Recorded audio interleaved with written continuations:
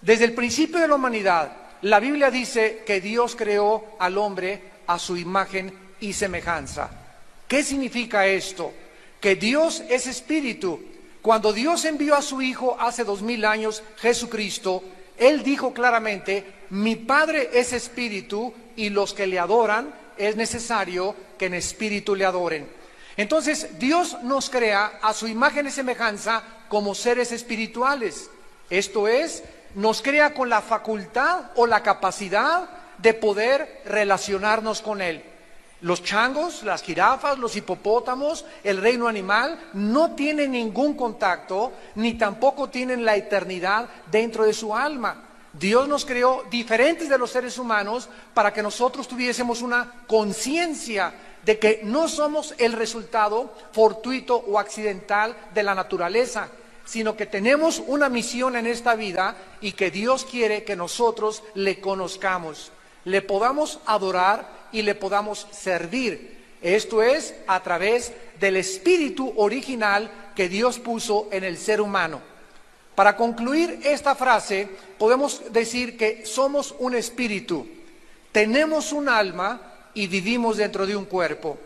Otra vez, somos espíritu principalmente, es el principal componente del ser humano. En segundo lugar, tenemos un alma que es el asiento de las emociones, los sentimientos, la voluntad, el intelecto, es tu ego, es nuestro yo. Y todo esto vive encapsulado dentro de un cuerpo que es la botella o la parte externa del ser humano. Los psiquiatras, los psicólogos han tratado de ayudar al ser humano a través de la psique o solamente en el área del alma. Pero la Biblia nos dice que el problema humano trasciende totalmente la psique y el alma, porque la raíz del problema del ser humano no se encuentra en su mente, sino en su espíritu.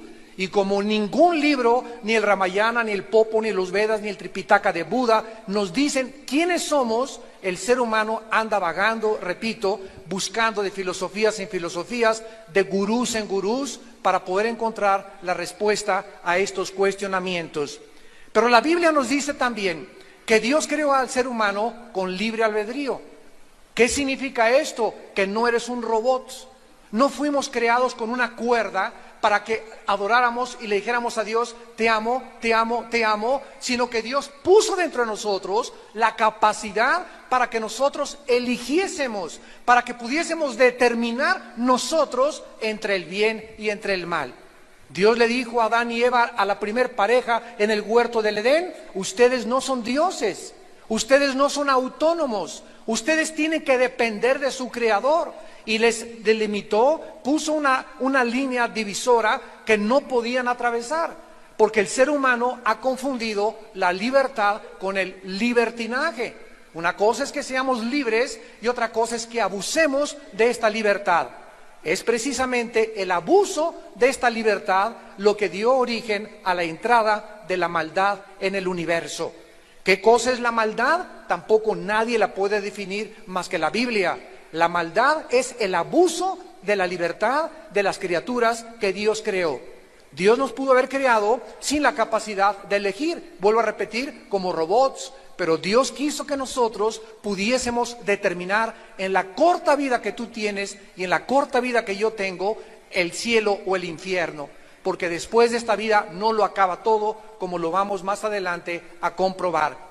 El ser humano, pues, se rebeló contra su Creador y se levantó una barrera entre el Creador y la raza humana que Shakespeare le llamó el defecto trágico, Carlos Marx le llamó la lucha de clases, Sigmund Freud el medio ambiente, y así todos han tratado de explicar el mal del ser humano. ¿Por qué? En más de 6000 años de historia, el Instituto para la Investigación de la Paz en Suecia y Estocolmo ha concluido que ha habido 25 años de paz.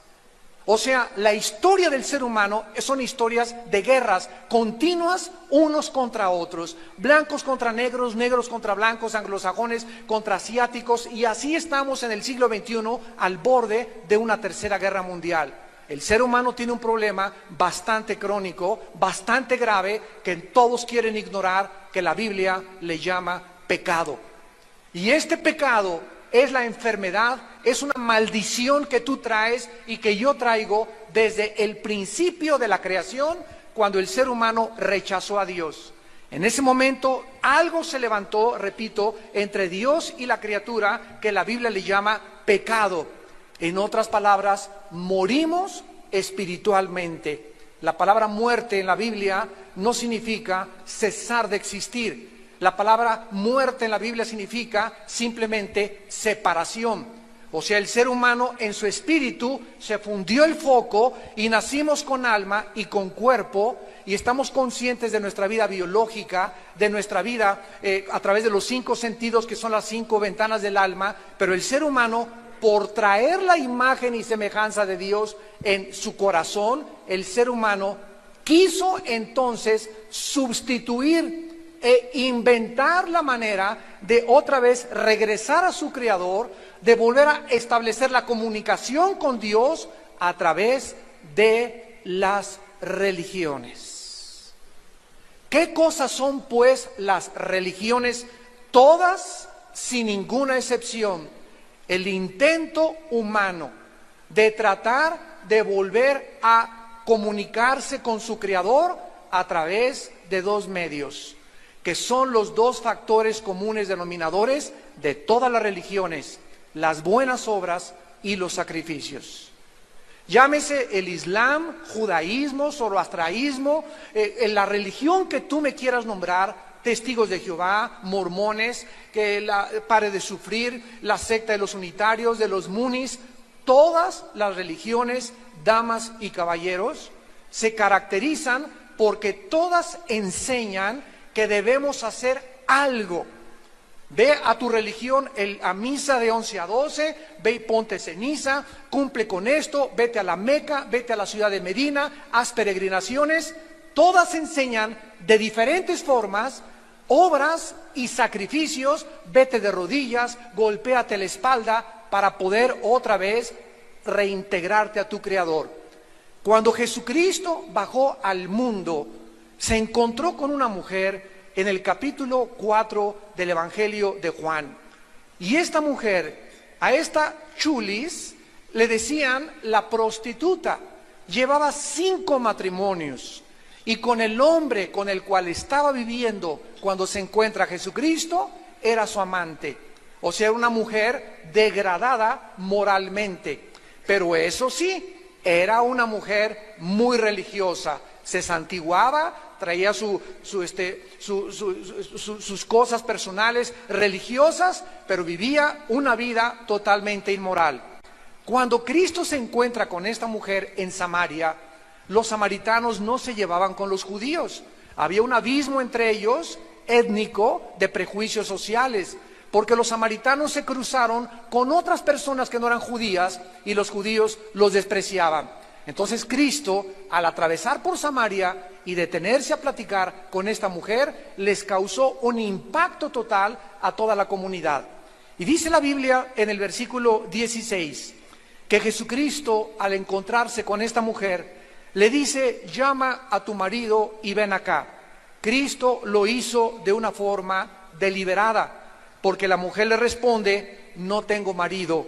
Y Jesús le contesta: bien has dicho, no tengo marido, porque 5 maridos has tenido, y el que ahora tienes no es tu marido. Esto has dicho con verdad. Nos damos cuenta el encuentro del Hijo de Dios con una mujer degradada moralmente, profundamente religiosa. Lo primero que entendemos es que Cristo no le dice ninguna palabra de condenación. No le dice: te vas al infierno, eres una mujer de lo peor, etcétera, etcétera, sino que le dice: me parece que tú eres profeta, le contesta la mujer, porque Cristo le dice su vida íntima que nadie conocía.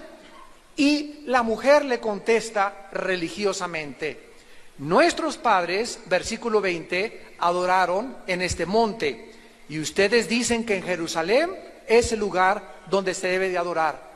Hace 2000 años, este conflicto ya existía entre cuál es la verdadera religión. Esta mujer le dijo: a mí me enseñaron mi religión, Si eres budista, creces budista. Si eres católico, creces católico. Si eres protestante, creces protestante. Si eres maometano, creces con la religión del Islam. Depende la estructura que todos nosotros hayamos tenido y que hayamos heredado, es la religión que practica la gente. Y esta mujer, igual que actualmente, le dice a Cristo: mis padres me enseñaron que es ahí y ustedes dicen que es allá. Entonces, ¿cuál es la verdadera religión? ¿Cuál es el verdadero edificio? Y Cristo, damas y caballeros, nos trae la respuesta desde el cielo y dice el versículo 21, Jesús le dijo: mujer, créeme. Y el primer paso que nosotros tenemos que dar para poder ubicarnos y situarnos y entender el mensaje de Jesucristo es creerle a Él. Mujer, créeme. ¿A quién le voy a creer? ¿A Buda? ¿Al Dalai Lama? ¿A Mahoma? ¿A Mahatma Gandhi? ¿A Zoroastro? ¿A quién le crees tú? ¿Quién es la persona que tú admiras más en esta vida?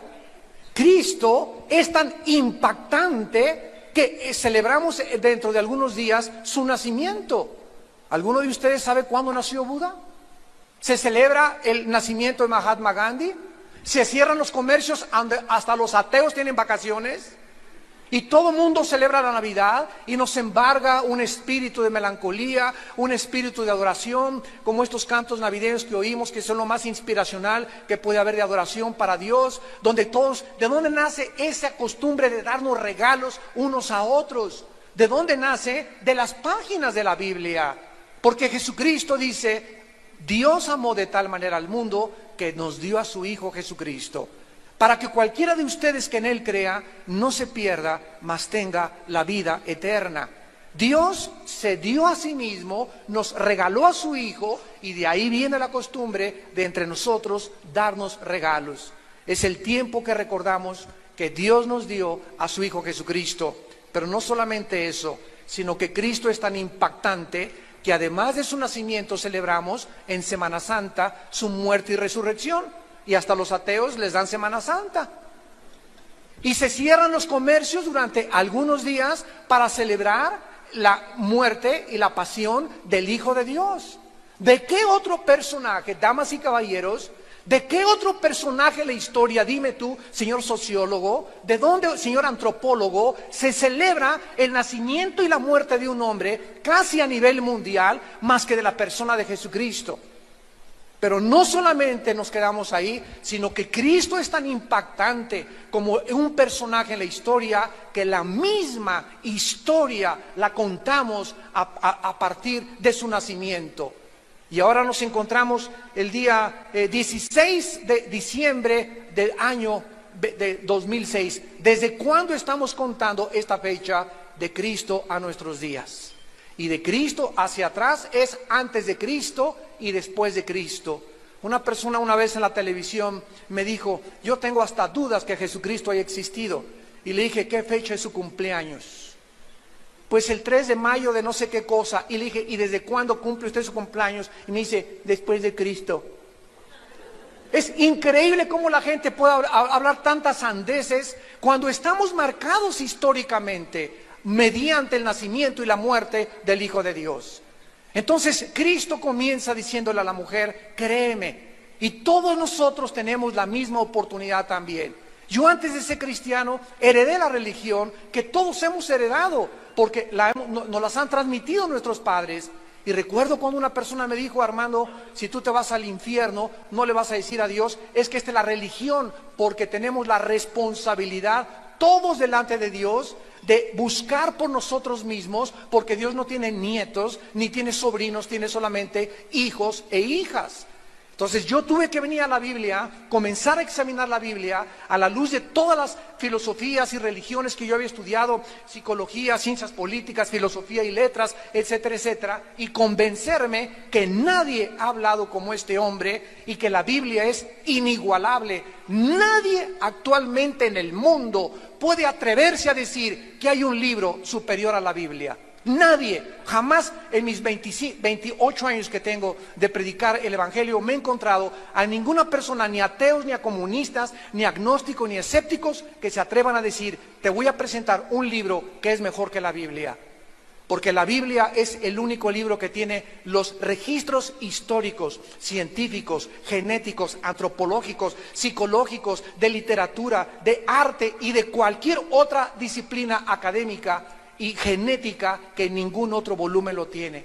Los salmos, la poesía, la literatura de la Biblia, la historia de la Biblia, la arqueología de la Biblia, y la gente sigue diciendo es un libro inventado por los hombres. La siguen atacando, sigue siendo controversial en las películas. Es el símbolo de la mojigatería y de hazmerreír de todas las personas. ¿Por qué? Porque es un odio que el mundo tiene contra la luz. Si Cristo regresara otra vez, le volverían a crucificar, porque al perseguir a su palabra, le vuelven a perseguir y a crucificar a él. Cristo le contesta a la mujer, créeme, la hora viene, cuando ni en este monte, ni en Jerusalén, adorarán al Padre. Ustedes adoran lo que no saben. Ustedes adoran lo que no saben. O sea, el mundo se encuentra adorando a un Dios que ni siquiera sabe si existe. Y si el ser humano a través de la historia no conoce al Dios verdadero, va y recoge un leño, un tronco de árbol, y con un cincel y con un martillo le comienza a dar forma, y le da la forma de San Cirindano, de San Crisóstomo o de lo que sea, o de un ángel. O agarra el yeso, o agarra una figura de hierro, y después ante la misma obra de sus manos, el ser humano se inclina ante lo que él hizo con un tronco de árbol y comienza a adorar la creación misma que él hizo de acuerdo a su imaginación extraviada. ¿De dónde viene esta religiosidad que decía Sigmund Freud es la característica más grande del ser humano? No ha habido cultura, civilización, nación, lengua que nunca haya adorado a un Dios. Desde que el hombre se conoce en sus primeros pasos en la historia del mundo, el hombre ha adorado la luna o el sol, pero hay una necesidad intrínseca, inherente dentro de nuestra alma de adorar, de inclinarnos ante algo. Y si no conozco a Dios, me inclino ante los hombres y le beso las manos a los hombres y hago a un hombre Dios. ¿Por qué? Por ignorancia. Porque Jesús lo dijo, ustedes adoran lo que no saben. Por la ignorancia de la revelación divina, el ser humano se encuentra perdido en caminos que parecen derechos, pero cuyo fin es la muerte. Y Cristo continúa diciendo, ustedes adoran lo que no saben, nosotros adoramos lo que sabemos, mas la hora viene cuando los verdaderos adoradores adorarán al Padre en espíritu y en verdad. Porque tales adoradores el Padre busca que le adoren. ¿Quién es pues un cristiano?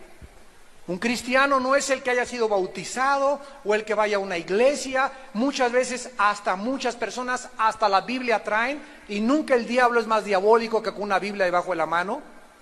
Porque si tú traes la Biblia y no tienes a Jesucristo, es un libro totalmente muerto, es pura letra. Los cristianos son las personas que tienen a la presencia de Jesucristo dentro de sus vidas. En Primera de Juan capítulo 5 dice la Biblia, el que tiene al Hijo tiene la vida. El que no tiene al Hijo, aunque tenga una religión, no tiene la vida. La palabra Cristo significa ungido, anos, pequeño. Cristos, anos, ¿qué significa? Pequeño, ungido.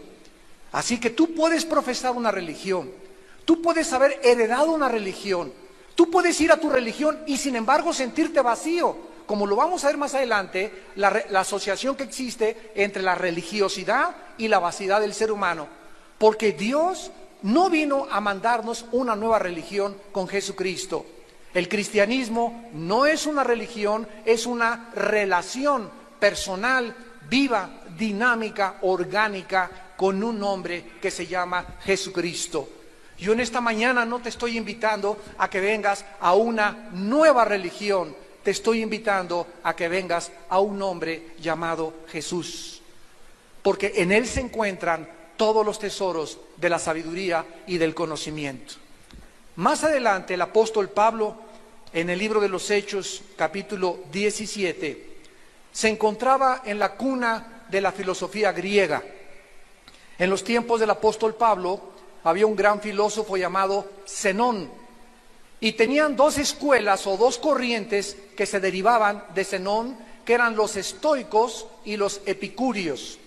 Estas dos corrientes filosóficas en boga en aquella época, unos decían que amaban la verdad pura o la razón pura, y los otros meramente estaban entregados al placer.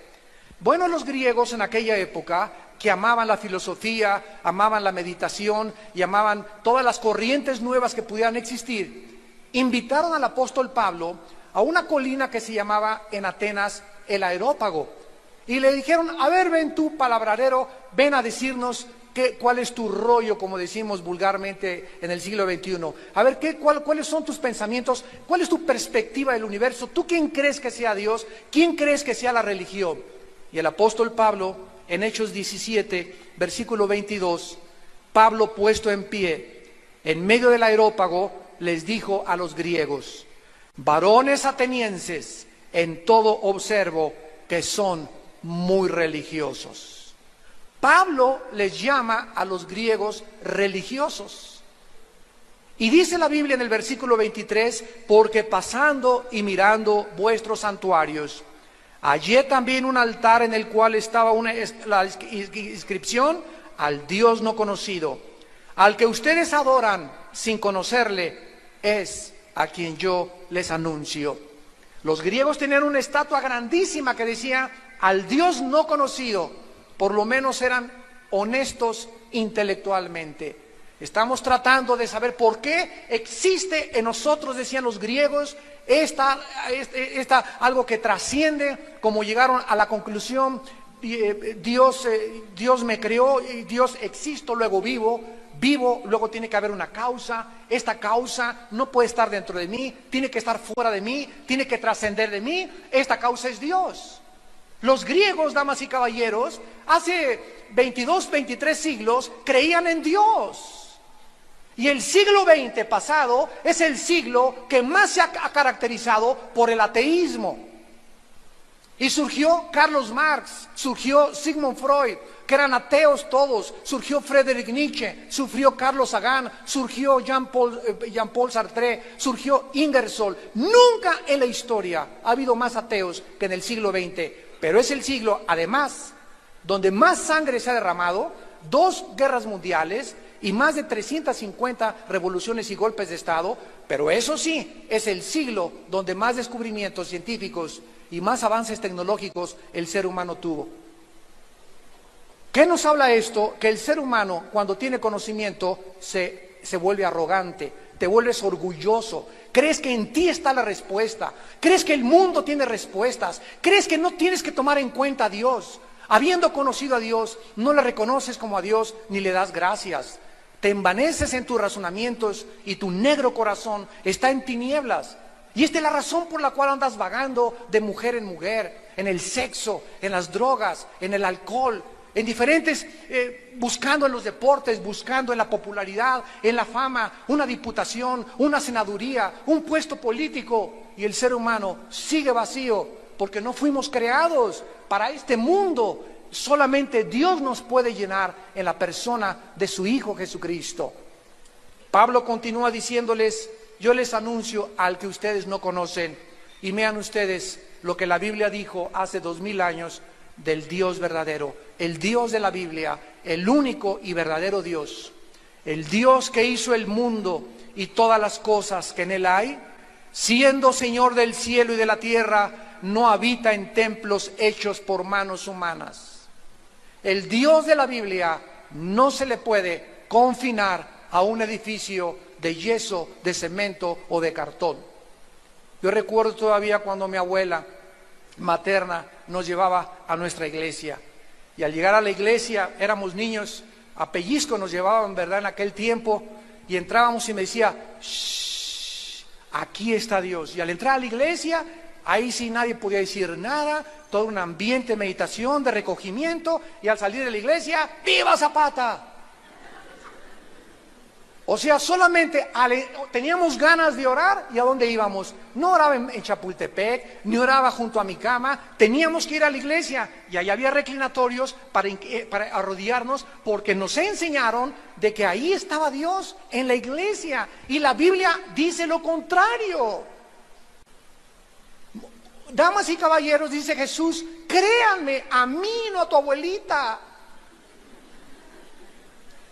Ni en lo que los hombres nos han transmitido a través de tradiciones. Ese es el dilema en el cual tú te enfrentas en esta mañana al escuchar el evangelio de la gracia de Dios. ¿A quién le vamos a creer? El Dios que habita en el cielo no habita en templos hechos por manos humanas, ni es honrado por manos de hombres como si necesitara de algo, pues Él es quien da a todos la vida y el aliento y todas las cosas. Y nos acostumbraron a que le lleváramos una veladora, a que le lleváramos esto, a que le entregáramos esto, y la Biblia dice, esto Dios no nos los ha pedido. No hay nada que le podamos dar a Dios que le pueda agradar a Dios, porque la Biblia dice que la única forma de agradar a Dios es a través de creerle a su Hijo Jesucristo. Creer en Dios, crean también en mí, dijo Jesucristo, en la casa de mi Padre muchas moradas hay. Voy a preparar lugar para ustedes, para que donde yo estoy, ustedes también estén. Y si me fuere y os preparar el lugar, vendré otra vez y os tomaré a mí mismo, porque yo soy el camino, la verdad y la vida. Y Pablo continúa diciéndoles, y de una sangre ha hecho todo el linaje de los hombres para que habiten sobre la faz de la tierra, y les ha prefijado el orden de los tiempos y los límites de su habitación. Escúchenme, médicos, escúchenme, científicos, estamos hablando algo escrito hace 2000 años.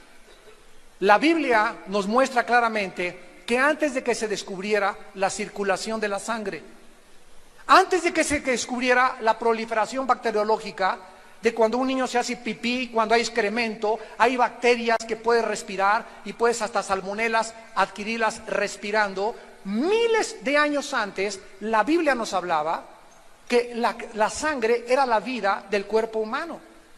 Y que aun cuando hay sangre H negativa, universal, positiva, es la misma sangre, la de amarillos, anglosajones y negros. Si tú crees todavía en la teoría de la evolución, cuando te necesitas una transfusión de sangre, pide a la chita que te haga una transfusión. ¿Por qué la sangre de los monos? Hay 1 o 2 cromosomas diferentes de los animales. Con eso basta para que haya un abismo de separación entre la creación animal y la creación humana. Y la Biblia ya lo decía hace 2000 años, que todos los seres humanos, amarillos, negros y anglosajones, tenemos la misma sangre.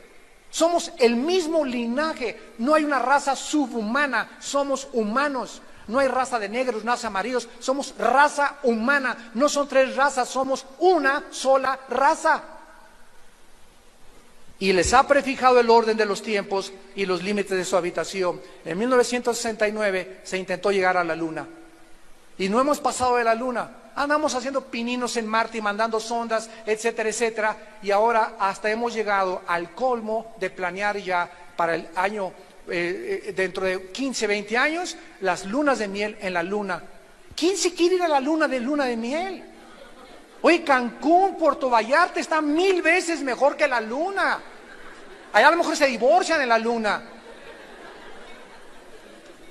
Dios lo estableció, señores astronautas, hace 2000 años, que el ser humano no iba a pasar. Nos prefijó el orden de los tiempos y los límites de nuestra habitación. Nos puso una casa que es este planeta, con unas puestas de sol increíbles, valles, montañas, aguas, ríos, pájaros, belleza, 4 estaciones del año, etcétera, etcétera.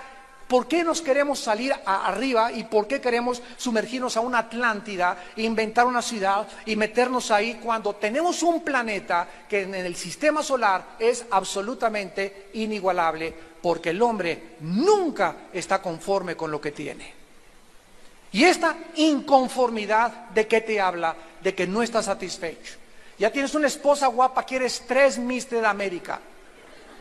Ya tienes un hombre que te provee, quieres tener otro, 2 o 3 o 4. Ya tienes 2 casas, quieres 3 casas. Tienes 2 coches, quieres 3 coches. Y después tienes un avión y quieres más. Y tienes esto y más y más y más. Es una hambre insaciable del ser humano por poseer. Y Cristo contestó, la vida del hombre no consiste en la abundancia de los bienes que posee. Nada podrá satisfacer tu vacío espiritual más que la persona del Hijo de Dios. A continuación vemos nosotros en el libro del Génesis capítulo 11, la primera religión colectiva o mundial de la Biblia y de la historia en la famosa Torre de Babel. Hasta el capítulo 11 del Génesis, el ser humano no se había congregado, no se había reunido con otros seres humanos para adorar algo o a alguien. Entonces, repito, como el ser humano nació muerto, separado espiritualmente de Dios, y traemos la eternidad dentro de nuestra alma. Aquí algo nos dice que después de la vida, después de la muerte, tiene que haber algo. Los egipcios se enterraban con su comida, le ponían la espada a los muertos. Los chinos, todas las civilizaciones y culturas han profesado que hay algo después de esta vida. Y este es el dilema del ser humano, que no sabe qué es lo que hay después de esta vida. Gracias a Dios que hay un hombre que ya estuvo muerto y fue sepultado y resucitado a los 3 días. Y después de regresar de la muerte, nos dice que Él es la resurrección y la vida. Y que si Cristo resucitó, entonces sí hay resurrección de muertos. Sí hay una vida después de la vida esperándonos. Somos peregrinos por este mundo nada más. Y tenemos que creer las palabras de Cristo para que tú puedas salir por esta puerta en esta mañana con una esperanza que tal vez nunca te imaginaste que iba a comenzar a nacer en tu corazón en este momento. En Génesis 11 se levantan una torre y dicen los seres humanos por primera vez en la historia, versículo 4, edifiquémonos una ciudad y una torre cuya cúspide llegue al cielo, y hagámonos un nombre, por si fuéramos esparcidos sobre la faz de la tierra. Aquí encontramos la primera rebelión masiva en contra del Creador. Aquí encontramos el origen masivo de las religiones a través de la historia. Hagámonos un nombre. Entre nosotros juntémonos y levantemos al ser humano. Y esto se llama en la filosofía el humanismo. No lo confundas con el humanitarismo. El humanismo es, en el principio el hombre hizo los cielos y la tierra. El hombre es el centro de la creación. El hombre es capaz de resolver todos sus problemas. El hombre tiene la capacidad, no las Naciones Unidas, si nosotros vamos a resolver los problemas económicos y políticos de la humanidad. El hombre podrá acabar con las guerras. Viene el siglo de oro o los ovnis van a venir a rescatarnos. Todos estos sueños marihuanos, porque es lo que son, fruto del opio, fruto de la imaginación humana, son contrarios totalmente a la revelación de la Biblia. Pero eso sí, prefieres creerle a tu gurú que a Jesucristo. Prefieres creerle a otra persona religiosa que es tu ídolo, que al que murió en una cruz hace 2000 años a través de su sangre derramada en una cruz. ¿A quién le vas a creer? Es que es tan sencillo, tan elementalmente sencillo, secundariamente complicado para muchos. El poder realmente, con la lógica que tenemos y la inteligencia que nos ha dado, es cuestión de lógica elemental. ¿A quién le voy a creer? Si Jesucristo es Cristo, si Él es el Hijo de Dios, yo necesito conocerlo, necesito seguirlo, necesito rendirle mi vida, porque Él nos vino a advertir que hay un juicio que viene a la humanidad. Él bajó del cielo a advertirnos que hay un infierno y que después de la vida millones de personas morirán e irán al infierno. Eso no importa si lo creas o no lo creas, porque eso no deja de ser verdad. Yo no te voy a decirte, te voy a creer porque no lo crees o porque eres escéptico. Cristo lo dijo y me basta. Y si Él es la autoridad con la que Él vino a hablarnos y decirnos el futuro de nosotros, entonces es necesario que en esta mañana le consideres como tu Señor y como tu Salvador. Hagámonos un nombre y levantemos hasta el cielo nuestro nombre. Esta es la primera vez, damas y caballeros, donde las religiones se unen con la brujería. Aquí encontramos que estos hombres, al levantar la torre al cielo, comenzaron a adorar a los signos del zodíaco. Y hay una grande relación, y tú lo puedes estudiar en las religiones, hay una profunda relación entre la religión y la brujería. Yo recuerdo hace muchos años a una mujer en Tlatelolco que se llamaba Doña Pachita. Esta mujer tenía fuera de su departamento unas limusinas y carros de políticos y de personajes deportistas, y curaba milagrosamente. Y cuando entrabas ahora sí que a su oficina o a su quirófano, como le llamaba ella, tenía una estatua de San José Bautista, San Crisóstomo, Santa Rita de Casia, tenía al diablo, tenía al arcángel Miguel, tenía a Jesucristo y tenía a Buda. Y lo primero que ella decía es que ella era muy religiosa. Qué interesante que la mayor parte de los brujos se persignan. La mayor parte de los brujos invocan a Dios, o invocan a santos, o invocan a personas que en este momento me escuchan y practican la astrología, no la astronomía, la astrología, y diario oyes a Walter Mercado. Y es increíble cómo esta persona pueda inspirarte más autoridad cuando no sabes ya si es hombre o es mujer, o qué es, o de dónde salió.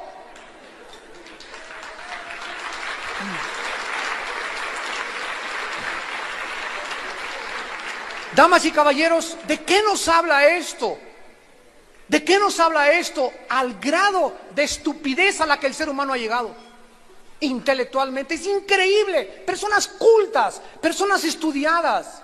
Cuando Hitler engañó a Alemania, no engañó a 85 millones de indígenas, ni desletrados, ni desilustrados, como decía Cantinflas. Eran 85 millones de alemanes, abogados, licenciados, químicos, físicos, matemáticos, que fueron engañados y creyeron que el Tercer Reich o el Tercer Imperio duraría 1000 años. Yo oigo ahorita un político que me diga, mi imperio va a durar 1000 años, y voy a decir, tómate tu chocho. ¿Cómo puede el ser humano tener una capacidad de creer más fácil a un gurú? Cuando el gurú Maharaji llegó a Los Ángeles, después de que los Beatles fueron a la India a traer la droga, la marihuana, y a traer el hashish, y a traer el mundo de las drogas y las filosofías orientales a América, al llegar al aeropuerto, el Maharaji Yoga dijo, ha llegado Dios a Los Ángeles. El Dalai Lama le dijo al Papa Juan Pablo II en 1994 que él era Dios.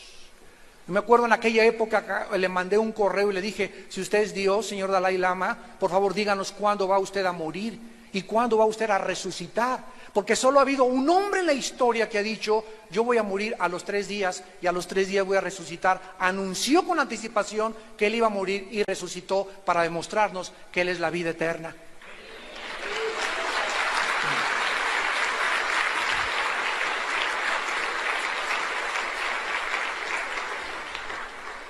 Y en penúltimo lugar, nosotros encontramos después de esta profecía de el capítulo 11 del Génesis, donde se asocia la religión con la brujería. Qué interesante que haya esta estrecha relación. Esto se llama en la teología sincretismo. Sincretismo, la unión o la mezcla de la religión con la brujería. Cuando llegaron a conquistar a las Américas, aquí también en México, ¿verdad? Cuando llegaron los religiosos de España, aquí había un ambiente de paganismo, de brujería, igual que en Estados Unidos, los indios, los sioux, los cherokees, todos ellos adoraban a los espíritus. Y se comenzaron a mezclar la religión que llegó de Europa con el paganismo, y ahora es una mezcla de brujería con religión. Y la Biblia nos muestra hasta qué grado el ser humano se ha confundido. Y en penúltimo lugar, en el libro del Apocalipsis capítulo 17, la Biblia termina profetizando que antes de la segunda venida de Jesucristo surgirá una religión mundial. Hace algunos años surgió un movimiento filosófico llamado la Nueva Era. Y una de las cosas más extrañas que están sucediendo en los últimos 10 años en el mundo es que de alguna forma las religiones, llámense brujos, llámense mahometanos, llámense musulmanes, llámense judíos, etcétera, etcétera, se están juntando los líderes, archimandrita griego, etcétera, etcétera, se están juntando entre todos, junto con otras religiones, para poder hacer una sola religión bajo una bandera. Cristo dijo que fuéramos uno, unámonos, porque todas las religiones llevan a Dios. ¿Es esto lo que dice la Biblia? Que todas las religiones llevan a Dios. ¿Quién acuñó esta frase? ¿Quién la inventó? De que todas las religiones llevan a Dios. Es lo mismo de que todas las carreteras llegan a Acapulco. Hay una autopista y una carretera vieja, discúlpame, pero no todas llevan al mismo lugar. No es cierto que todas las religiones llevan a Dios, de acuerdo a Jesucristo. Cuando yo leí Juan 14:6, hace muchos años, en la Biblia, Jesucristo dijo, yo soy el camino, la verdad y la vida, me encontré con un dilema, damas y caballeros. Me encontré con un hombre que me decía, yo soy el único camino. Un camino en la Biblia es salir de un punto y llegar a otro punto. Y todos sabemos que todos nacemos para morir, todos nosotros. Y todos tenemos, antes de la muerte, unos andan extraviados, otros por una filosofía, otros por una religión. Dice la Biblia, como ovejas descarriadas, todos nosotros nos apartamos del camino de Dios. Y llega el Hijo de Dios hace 2000 años y nos dice, vengo a meterlos al corral. Vengo a que ustedes me sigan a mí, yo soy el buen pastor. Y el buen pastor su vida da por sus ovejas. Mis ovejas oyen mi voz y me siguen. Los que no son mis ovejas siguen a la voz del extraño, del ladrón y del salteador que ha venido a engañarlos diciéndoles que es un líder religioso. Cristo nos dice que Él es el único Mesías, el único líder religioso entre las religiones falsas que hemos inventado todos nosotros, a quien debemos de creerle y a quien debemos de seguir. Y tú vas a escogerlo en esta mañana. Y cuando Jesús dice, yo soy la verdad, ¿saben ustedes qué implica esta declaración, señores filósofos? Implica que la verdad no es un conjunto de reglas o filosofías o temas o hipótesis. La verdad es un hombre. La verdad no son declaraciones de pensamiento de la perspectiva que tú tienes del ser humano. La verdad está en un hombre que se llama Jesús. Y la palabra verdad, interesante en el griego, la palabra aletinos, significa la realidad en contraste con la apariencia. En otras palabras, cuando Jesús dice, yo soy la verdad, nos está diciendo, yo soy la única realidad. Y todo lo que este mundo te ofrece, las atracciones del mundo, las atracciones sexuales, los placeres, los reinos, los gobiernos, la búsqueda del dinero y del poder, todo es un espejismo. Estamos en un mundo donde todos son espejos y donde brincas como un regalo que te dan con moños y todo, y abres el regalo y no hay nada, está vacío. Brincas sobre esa mujer es la de mis sueños, y la tomas y la obtienes y sigues vacío. La diputación es lo que yo he esperado toda mi vida, ya soy diputado, y después de que eres diputado dices, ¿y ahora qué sigue? Y puedes llegar a ser presidente de la República y seguirás preguntándote, ¿qué sigue? Miren ustedes cómo mueren todos los expresidentes, todos los exdictadores, vacíos, amargados, lamentándose, separados, con las familias deshechas totalmente, hombres reconocidos ante el mundo, pero hombres moralmente destruidos, porque el tesoro más grande que la Biblia dice que Dios nos ha dado es nuestra familia. Y fuera de nuestra familia, todo absolutamente es cacahuates. No sirve absolutamente, porque es lo más grande que un hombre pueda tener, a su familia. Y amar a una sola mujer y amar a sus hijos y darle ejemplo a su familia y a sus hijos de que la familia es el fundamento de nuestra sociedad. Esta es la razón por la cual la familia está siendo atacada diabólica desde el infierno, para que ahora se conjunten los matrimonios gays y se les otorgue a las parejas, hombre con hombre, mujer con mujer. La Biblia dice que esto es abominación a los ojos de Dios.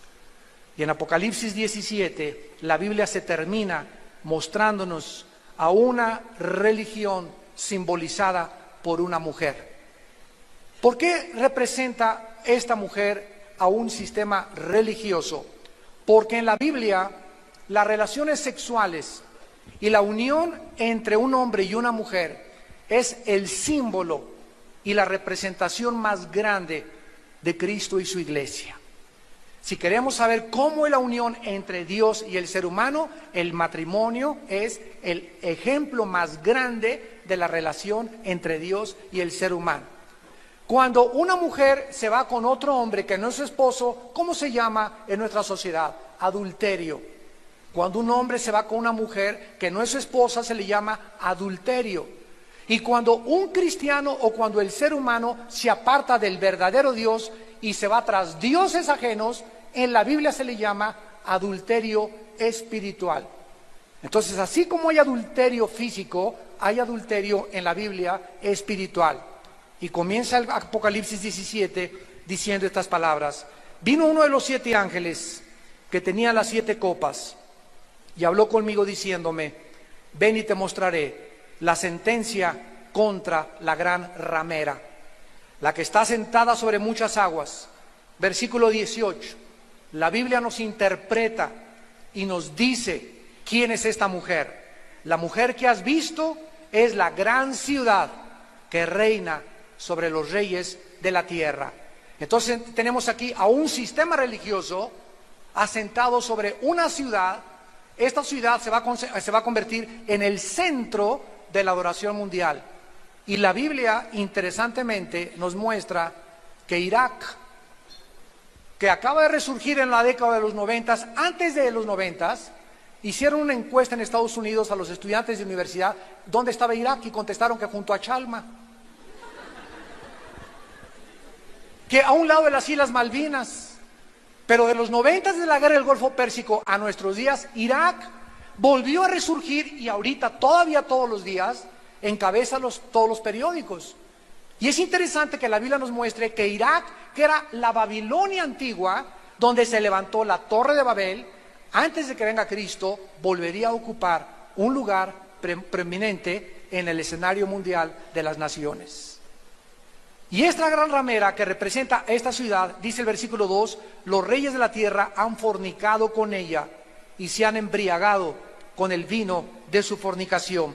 Esto nos muestra claramente de qué forma Babilonia estuvo dominada por el ocultismo, donde fue la Torre de Babel. Ahí estaba el jardín del Edén, en Irak. Ahí en Irak fue donde estuvo la primer pareja humana, Adán y Eva. Ahí en Irak es la cuna de la civilización de acuerdo a la Biblia. Ahí en Irak estaba Satanás esperando a la primer pareja para atacarlos y convencerlos, lo que ha hecho en tu mente de que Dios no es Dios y que no tienes por qué someterte a un Dios, que tú eres autónomo y tú puedes ser el Dios de tu corazón. Ahí fue en Irak donde por primera vez los hombres se rebelan contra Dios. Y ahí en Irak el mundo ha hecho un ciclo y de acuerdo a la Biblia va a regresar la historia y va a terminar en Irak. Porque junto a Irak y alrededor de Irak, lo que es el Valle del Meguido, Siria, Irán, será la tercera guerra mundial de acuerdo a las páginas de la Biblia. Y la tercera guerra mundial, de acuerdo a la Biblia, hace 2800 años, tendrá una mecha que prenda y se encienda en las naciones, y es el petróleo.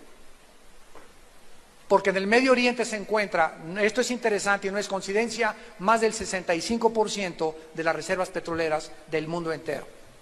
Y el mundo no puede prescindir del petróleo. Estados Unidos depende más del 20% de sus importaciones del Medio Oriente. China depende más del 25% del petróleo del Medio Oriente. Europa necesita el petróleo y por eso tiene que haber paz en el Medio Oriente. Porque el mundo occidental no puede subsistir sin el petróleo, y ahí se encuentra debajo de Irak, de Saudi Arabia, de los Emiratos Árabes y de Irán. Y por eso es la bomba de tiempo que el mundo no entiende, que está ahí a punto de explotar, de acuerdo a la Biblia. Estas religiones que nacieron en Irak, en Babilonia, fueron controladas por los astrólogos, por los tatarabuelitos de Walter Mercado. Dice el versículo 3 que esta mujer estaba montada sobre una bestia, y esta bestia, de acuerdo aquí a Apocalipsis 17, es el sistema político que el anticristo va a gobernar el mundo dentro de los próximos años. Vamos a terminar y vean esta imagen. Una mujer representa la religión montada sobre el poder político. ¿Qué simboliza o qué significa esto? Que a través de la historia siempre ha sido la religión la que ha controlado el poder político. La unión entre las religiones y la política no se puede divorciar en ninguna historia de ninguna nación. En tiempos de Cristo, ¿quiénes crucificaron a Cristo? ¿Los políticos? No. ¿Quiénes crucificaron a Cristo? Los religiosos. Los que representaban la religión de sus tiempos. Fueron con el poder político, con Pilato, y le dijeron: entréganos a ese hombre y crucifícalo. Y el poder político, bajo la influencia y la presión del poder religioso, entregó a Jesucristo en las manos del poder religioso. Y esto se va a volver a repetir otra vez. Cuando la futura religión mundial se una, va a controlar por algunos años al anticristo.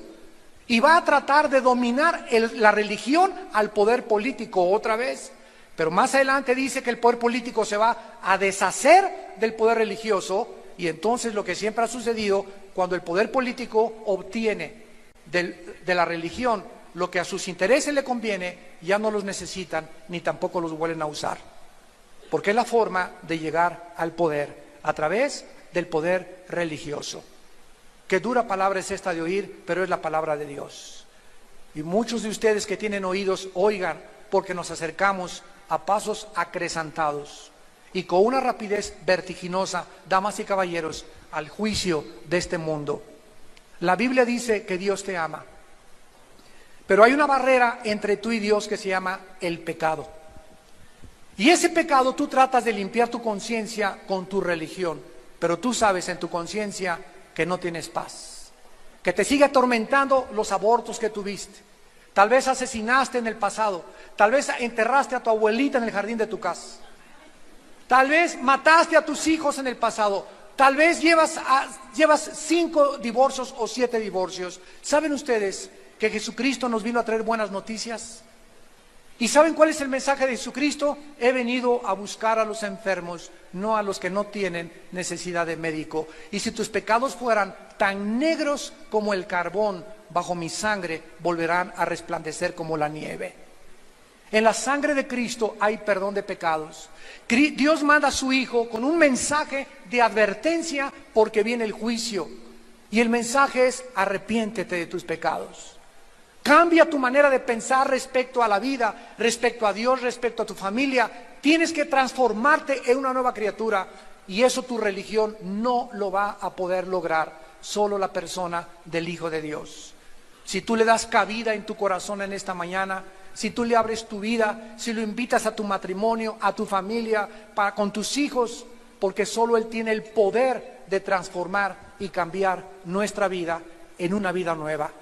¿Cuántos de ustedes quisieran en esta mañana entregarle, abrirle su corazón a Jesucristo y comenzar ya no una nueva religión, sino una nueva relación personal, íntima, donde vas a descubrir, leyendo la Biblia, que Él se va a manifestar a ti? Tú vas a descubrir que Él vive. ¿Qué hizo que los cristianos se enfrentaran al César y le dijeran: tú no eres Dios? Quémenlos, échenlos a los leones. El circo de romano en Roma se encuentra todavía salpicado por la sangre de los mártires. Eran hombres y mujeres que estuvieron dispuestos a tomar como basura el mundo entero por las palabras de aquel que les dijo: yo soy la resurrección y la vida. Si ustedes creen en mí, no morirán eternamente. Yo soy el camino, la verdad y la vida. Yo soy el pan que descendió del cielo. Yo soy la luz del mundo. El que me sigue no andará en tinieblas. Yo soy el buen pastor, nada te faltará. En lugares de delicados pastos te haré descansar, confortaré tu alma. Te guiaré por sendas de justicia, por amor de tu nombre. Y aunque andes en valles de sombras y de muerte, no volverás a tener miedo, porque yo estaré contigo. El bien y la misericordia te seguirán todos los días de tu vida, y algún día después de tu muerte morarás a mi lado. Y heredarán tronos, dice la Biblia, y reinaremos juntamente con él. ¿A quién le vas a creer en esta mañana? Les pido por unos instantes a los que gusten que inclinen su cabeza.